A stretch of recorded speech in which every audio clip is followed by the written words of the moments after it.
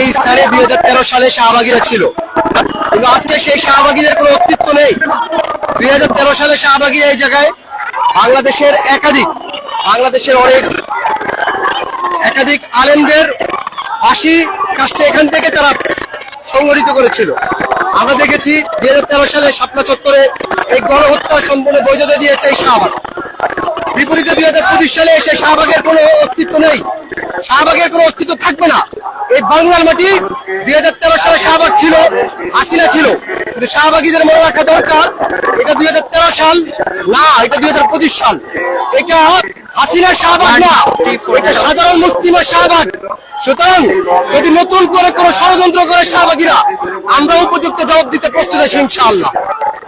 আমরা এই কথা বলতে চাই, যদি শাহবাগ যদি মনে করে তারা নতুন করে আসবে, তারা আমরাও বলতে চাই শাহবাগ যদি আসে তারা আমরাও প্রস্তুত আছি শাহবাগীদেরকে উপযুক্ত জবাব দেওয়ার জন্য।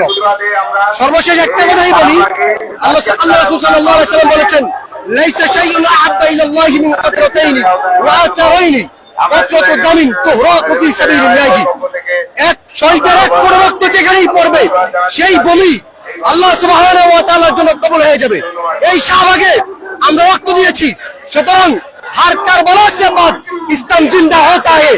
এই জায়গা থেকে ইসলাম পুনরায় জিন্দা হবে ইনশাআল্লাহ। কোন শাহবাগী ঠেকাতে পারবে না বিইজনিল্লাহ, ওয়ালিল্লাহি তাওফীক ইনশাআল্লাহ।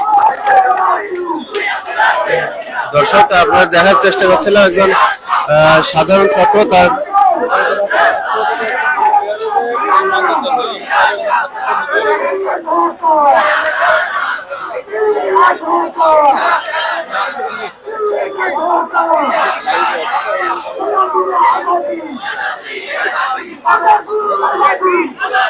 দর্শক যেমনটা দেখানোর চেষ্টা করছিলাম, সাধারণ নাগরিক কিন্তু